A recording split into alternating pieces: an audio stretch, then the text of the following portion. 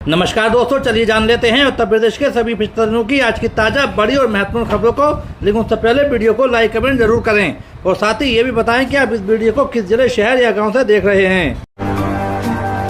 हरदोई में एक रात को 6 घरों में चोरी, रात्रि गश्त में लापरवाही पर 2 सिपाही सस्पेंड, विभागीय जांच शुरू। हरदोई में 10 अगस्त 2026 की मध्य रात्रि 2 बजे हुई चोरी की घटना के बाद एसपी अशोक कुमार मीणा ने सख्त कार्रवाई की है। देहात कोतवाली में तैनात 2 आरक्षियों को तत्काल प्रभाव से निलंबित कर दिया गया है। उन पर रात्रि ड्यूटी के दौरान लापरवाही बरतने का आरोप है। यह कार्रवाई देहात कोतवाली क्षेत्र के पिहानी रोड स्थित न्यू पोहर पूर्वा में हुई चोरी की घटना के बाद की गई है। शनिवार रात चोरों ने एक ही रात में 6 घरों को निशाना बनाया।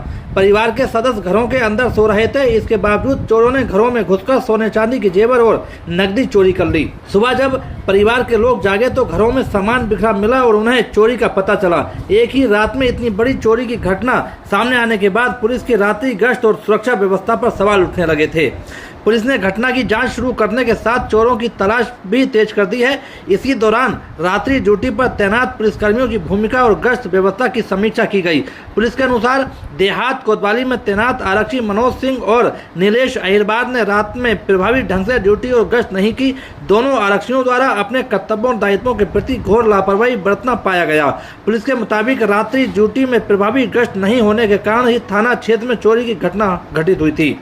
मामले की गंभीरता को देखते हुए पुलिस अधीक्षक अशोक कुमार मीणा ने 10 अगस्त की मध्य रात्रि करीब 2 बजे दोनों आरक्षियों को तत्काल प्रभाव से निलंबित कर दिया। उनके खिलाफ विभागीय जांच भी शुरू कर दी है।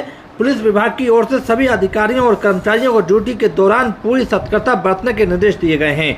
पुलिस अधीक्षक ने स्पष्ट किया कि रात्रि गश्त अथवा ड्यूटी में किसी भी तरह की उदासीनता या शिथिलता बर्दाश्त नहीं की जाएगी।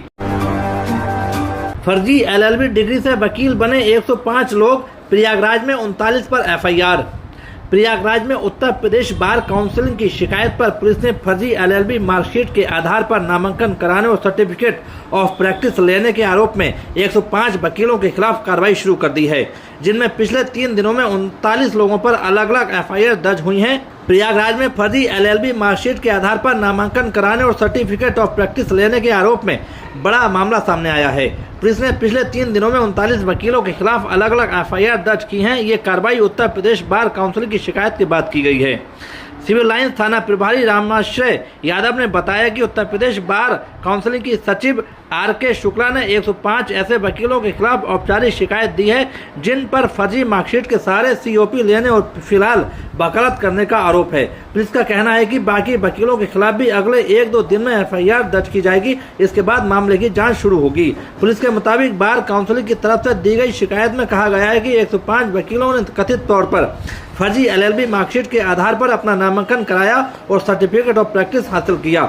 इसी शिकायत के आधार पर अब कार्रवाई आगे बढ़ रही है। रामाश्रय यादव ने बताया कि बीते 3 दिनों में 39 वकीलों के खिलाफ अलग अलग FIR दर्ज की जा चुकी हैं। कांवड़ यात्रा की वजह से जौहर यूनिवर्सिटी के लिए आई अच्छी खबर, कमिश्नर साहब ने दे दिया नया ऑर्डर।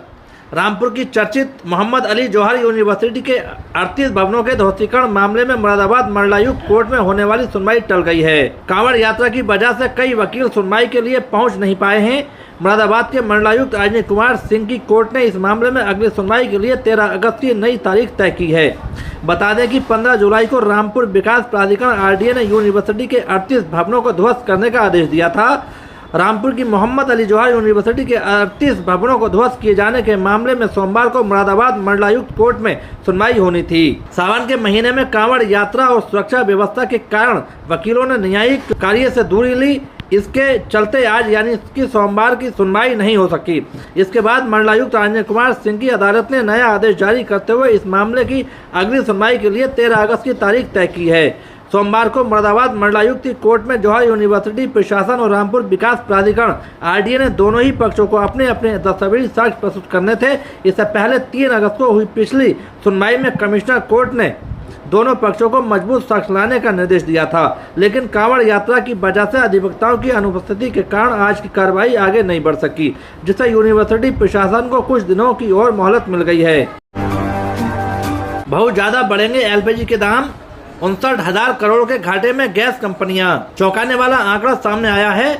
गैस कंपनियों को 59,000 करोड़ रुपए का घाटा हुआ है। आइए जानते हैं कि ये घाटा हुआ कैसे और एलपीजी के दाम कब और कितने बढ़ने वाले हैं। घरेलू एलपीजी सिलेंडर से जुड़ी एक बड़ी खबर सामने आई है। देश में सरकारी तेल कंपनियों पर एलपीजी बेचने का घाटा लगातार बढ़ रहा है। जुलाई 2026 तक घरेलू एलपीजी पर इन कंपनियों का कुल ऑर्डर रिकवरी 59,000 करोड़ रुपए के पार पहुंच गया है। खास बात यह है कि सरकार की ओर से करीब 52,000 करोड़ रुपए की मदद दिए जाने के बावजूद कंपनियों का घाटा बहुत ज्यादा है। ऐसे में सवाल उठ रहा है कि क्या आने वाले समय में घरेलू गैस सिलेंडर महंगा हो सकता है।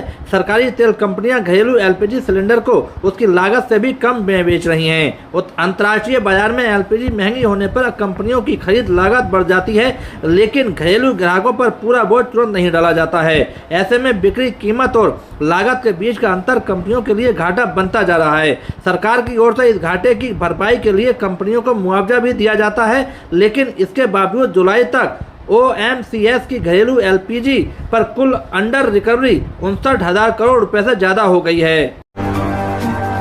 राम मंदिर में आचार्य इंद्रदेव मिश्र को व्यवस्था प्रमुख की कमान, नरपत जुकिया के सहयोगी के रूप में करेंगे काम। श्री राम जन्मभूमि तीर्थ क्षेत्र ट्रस्ट ने राम वेद विद्यालय कारसेवकपुरम के प्रधानाचार्य आचार्य इंद्रदेव मिश्र को व्यवस्था प्रमुख नियुक्त किया है। वह दिसंबर 2026 तक मंदिर में होने वाले नित्य पूजन, यागादि, वैदिक अनुष्ठानों, धार्मिक समिति के निर्देशानुसार विभिन्न उत्सवों के व्यवस्था का कार्यभार संभालेंगे। श्री राम जन्मभूमि तीर्थ क्षेत्र के अंतिम महासचिव कृष्ण मोहन की ओर से जारी पत्र में कहा गया है कि आचार्य इंद्रदेव मिश्र लंबे समय से वेद नारायण की सेवा में समर्पित भाव से कार्य कर रहे हैं। उन्होंने श्री राम जन्मभूमि तीर्थ क्षेत्र के वैदिक अनुष्ठानों की विनिर्माण एवं सुचारू व्यवस्था में भी महत्वपूर्ण दायित्व निभाया है। बता दें कि मंदिर संचालन एवं प्रबंधन का कार्य पहले से ही नरपत जुकिया को सौंपा जा चुका है। आचार्य इंद्रदेव मिश्र उनके सहयोगी के रूप में कार्य करेंगे। साथ ही चूंकि वे वर्तमान में रामवेद विद्यालय के प्रधानाचार्य का दायित्व भी संभाल रहे हैं, इसलिए मंदिर की अतिरिक्त जिम्मेदारी का निर्वहन विद्यालय के नियमित कार्य समय के अतिरिक्त समय में करेंगे। यूपी के 16 लाख से अधिक सरकारी कर्मचारियों को बड़ा तोहफा, एलटीसी नियमों में हुआ राहत भरा लाभ। प्रदेश के सरकारी कर्मचारियों के लिए अच्छी खबर है। अवकाश यात्रा सुविधा एलटीसी के नियमों में बदलाव कर 15 दिन के अर्जित अवकाश की वैधता समाप्त कर दी है। इसके साथ ही एलटीसी के तहत अधिकतम 10 दिन की अर्जित अवकाश के नकदीकरण की सुविधा भी स्वीकृत कर दी गई है। वेतन समिति 2016 की संस्थितियों पर विचार के लिए गठित मुख्य सचिव की अध्यक्षता वाली कमेटी की सिफारिशों के आधार पर वित्त विभाग ने इससे संबंधित आदेश जारी कर दिए हैं। अब तक लागू रही व्यवस्था में एलटीसी का उपयोग करने के लिए कर्मचारी द्वारा न्यूनतम 15 दिन के अर्जित अवकाश का उपयोग किया जाता था। कर्मचारियों को अवकाश यात्रा सुविधा के तहत अवकाश नकदीकरण की सुविधा नहीं दी गई थी। अपर मुख्य सचिव वित्त दीपक कुमार द्वारा जारी आदेश में एलटीसी के लिए न्यूनतम 15 दिन के अर्जित अवकाश के उपयोग की अनिवार्यता समाप्त करने के साथ ही एलटीसी के तहत स्वीकृत अर्जित अवकाश को अधिकतम 10 दिन का नकदीकरण मान करने की व्यवस्था दी गई है। इससे प्रदेश के 16,35,000 राज्यकर्मी लाभान्वित होंगे। चलिए दोस्तों, आज के लिए इतना ही। उत्तर प्रदेश की सभी खबरों को जानने के लिए बने रहिए हमारे चैनल द यूपी न्यूज 92 में।